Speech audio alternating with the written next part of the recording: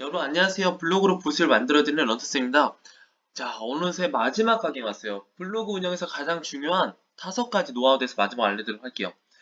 자, 여러분들 첫 시간에 런트쌤이 말씀드렸던 거 혹시 기억나세요?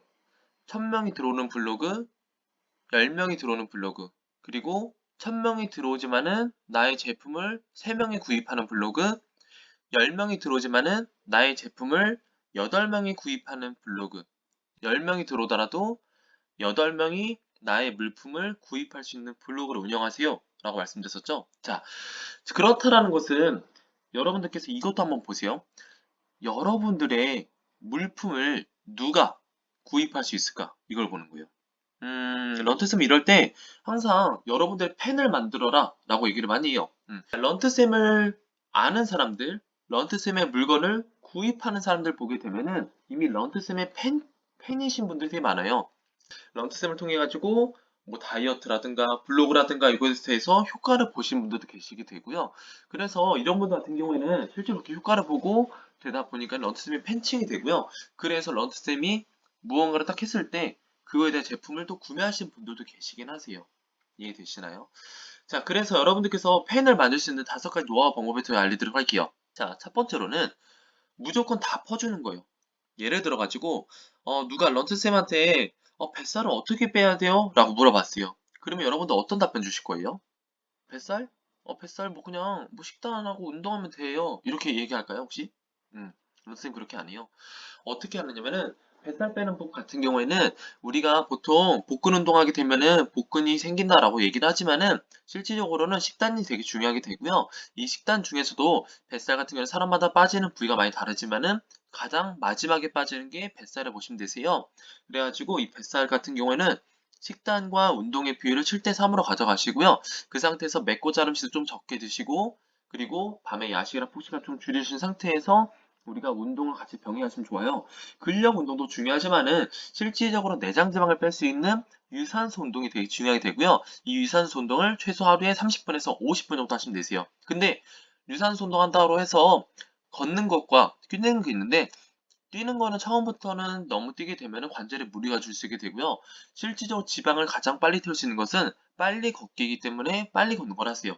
근데 여기서 중요한 거는 빨리 걷기라는 기준은 옆 사람과 대화할 때 숨이 찰 정도로 걷는 게 가장 좋기 때문에 이렇게 숨이 찰 정도로 걸으시는 게 여러분들의 뱃살 빼는데 가장 큰 도움이 될 수 있어요. 라고 얘기를 해줘요.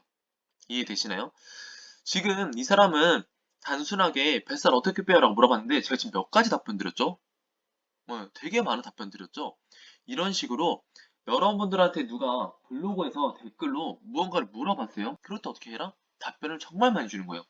여기 인테리어 업체 같은 경우는 비용이 어떻게 돼요? 물어봤어요. 근데 여러분 비용 노출할 수는 없잖아요. 그래서 그때 얘기를 하는 거예요. 저희 같은 경우에는 이 비용 같은 거 중요하지만은 고객님과의 미팅을 통해 가지고 총 3가지 안을 드리게 되고요. 가성비 있게 그리고 하이엔드 그리고 이 중간에 단계에 머물 수 있는 이렇게 3가지의 견적서를 드리게 돼요. 그래서 그 견적서 안에서 고객님께서 선택하시면 되시는 거고 그 선택을 하셨을 때 그걸 맞춰가지고 다시 한번 재미팅이 들어가게 돼요. 그래서 여러분들께서 만족하실 수 있는 제품 자재라든가 소개를 다시 한번 견적서 안에 포함해서 시켜서 드리게 되고요. 타 업체랑은 다른 이러한 차별성이 있기 때문에 여러분들한테 훨씬 도움이 많이 될 수 있어요. 라는 식으로 알려주는 거예요. 이해되시나요? 이게 첫 번째예요. 자, 두 번째로는 만약에 여러분들이라고 해봐요. 여러분들이 이런 질문을 했는데 엄청 많은 답변을 받았어요. 그럼 여러분들은 어떤 마음 생길 것 같아요? 런트쌤 이런 답변 들으면은 되게 감동이 될 것 같아요. 그리고 그게 하나의 마음의 빚이 되는 거라고 보시면 되실 것 같고요. 사람들은 보통 내가 빚을 지게 되잖아요. 그럼 그것을 갚으려는 생각을 되게 많이 하게 돼요. 이 사람한테 어떻게 하면 내 빚을 갚을 수 있을까? 막 이런 고민을 진짜 많이 하게 되고요. 그래가지고 이런 고민을 하게 만드는 게 되게 중요해요. 그리고 이 사람이 그러면은 내 블로그를 한 번 왔을 때 이런 식으로 답변을 줬는데 그 이후로 안 올까요? 또 오겠죠. 예. 그 와서 또 그 사람 궁금한 게 있을 거 아니에요? 그럴 때마다 막 이 사람 또 댓글 달았어요. 그럼 내가 기억나는 게 있을 거 아니에요? 왜? 지금 나한테 당장 블로그에 글을 많이 써준 사람이 없을 테니까 또 기억이 날 거예요. 그럼 또 남겨주는 거예요. 지난번에 오셨던 누구누구이시네요. 그때 말씀하셨던 그 부분은 해결이 잘 되셨나요? 라고 또 물어보는 거예요. 그럼 그 사람이 어떻게 그걸 기억하세요? 아, 지난번에 알려주신 덕분에 이렇게 잘 해결이 됐어요. 너무 감사해요. 또 이렇게 말씀하신 거잖아요. 그런 식으로 이 타겟이 점점 친해지는 거예요. 자, 그렇게 됐을 때 여러분께서 예를 들어가지고 어떠한 제품을 출시했어요. 아니면 어떠한 상품을 가지고 홍보를 했어요. 아니면 어떤 상품 가지고 협찬 받아가지고 그 글을 작성해냈어요. 그럼 그 사람이 만약에 똑같은 제품이 있다고 했을 때 여러분들한테 구입할까요? 아니면 다른 사람한테 구입을 하게 될까요? 보통 사람의 심리상 같은 제품이라고 하면은 아는 사람한테 구매하기를 선호해요.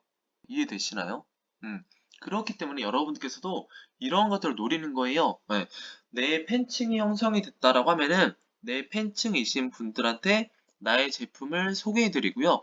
그 상태에서 이 사람이 이미 나의 팬이 되었기 때문에 보다 자연스럽게, 보다 쉽게 나의 물품을 구입할 수 있게 만드는 거. 이게 바로 팬을 만드는 노하우이고 팬을 만드는 궁극적인 목적이다 라고 보는 거예요. 대신 여러분들 잘 기억해야 되는 게 여러분 혹시 기브 앤 테이크라는 책 보셨나요? 이 기브 앤 테이크라는 책을 보게 되면은 총 세 가지의 사람의 유형이 나오게 돼요. 첫 번째로는 테이커예요. 내가 받는 거를 되게 좋아하는 사람들이 있어요. 자, 그리고 두 번째로는 매처라는 사람인데 이 매처라는 사람들은 받은 만큼만 돌려주는 사람들이에요. 자, 마지막 세 번째로는 기버라는 사람들이 있어요. 이 기버이신 분들은 내가 안 받아도 돼. 대신 오히려 자꾸 뭔가 줄라 그래요. 예, 이게 바로 기버거든요. 예. 여러분들 하위 계층에는 기버이신 분들이 되게 많았대요. 남들한테 뭔가 베푸는 사람들, 내가 대가를 바라지 않고 남들한테 무언가를 주는 사람들이 되게 많았대요. 그리고 중위 계층을 보게 되니까는 그 사람들은 매처랑 테이커가 많았대요. 내가 받은 만큼만 돌려주는 사람들, 내가 받기만 좋아하는 사람들, 주고 싶진 않아. 이러신 분들. 음. 그리고 이제 마지막 최상위 계층을 딱 보니까는 기버가 제일 많았대요. 내가 남들한테 줌으로 인해 가지고 손해를 볼 수 있다 생각을 할 수 있어요. 근데 그게 쌓이다 보면은 어느새 그 사람들이 나의 팬층이 되게 되는 거고요. 그리고 내가 그 준다라는 것 자체가 내한테 도움이 될 수 있는 사람들에 한해가 또 도움을 줄 수 있기도 해요. 이해되시나요? 그럼 그렇게 됐을 때 여러분들께서 대가성을 바라지 않고 기버를 하지만은 실질적으로 그 이유를 조금 더 보게 되면은 나한테 어떤 사람이 조금 더 도움이 될 수 있을까? 어떠한 상황이 도움이 될 수 있을까? 이런 것들을 생각해서 그 상황이나 그 사람한테 조금 더 투자를 할 수 있다라고 하면은 그게 훨씬 더 나한테는 남을 수 있다라고 보는 거예요. 이해되시나요? 이러한 상황이라든가 이러한 사태들을 조금 더 잘 꾸려가지고 거기에 맞게 나의 모든 것들을 쏟게 되면은 그걸로 인해서 여러분들은 더 많은 것들을 얻어갈 수 있다라고 봐요. 근데 그걸 모르겠어? 그러면은 일단은 다 퍼주세요. 그게 누가 됐든, 그게 어떠한 상황이든. 그러다 보면은 한두 명씩 팬층이 생기기 시작해요. 네. 자, 여러분들 벌써 이렇게 해서 7강까지 모든 강의가 끝나게 됐어요. 아직까지도 나의 컨셉을 모르겠고 나는 어떻게 블로그를 운영할지 모르겠어요. 라고 하는 분들은 런트쌤한테 무조건 질문방 들어오셔서 상담을 하세요. 근데 런트쌤 이렇게 생각을 해요. 누구에게나 잘하는 한두 가지의 것은 있다고 생각을 해요. 내가 모를 뿐이에요. 내 경험이 필요한 사람은 반드시 있어요, 여러분들. 그래서 너무 어렵게 생각하지 마시고요. 당장 내가 시작할 수 있는 것부터 시작을 해보세요. 이해되시나요? 오케이. 자, 여기까지 모든 강의 마치도록 하고요.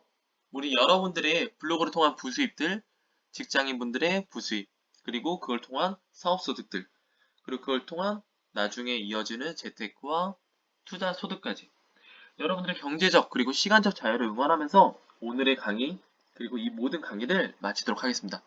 여러분 다들 모두 고생하셨고요. 잘 모르겠으면 언제든지 런트스맵 블로그 질문방에 들어오셔서 질문하세요. 다들 감사합니다. 다들 고생하셨습니다. 부자 되세요.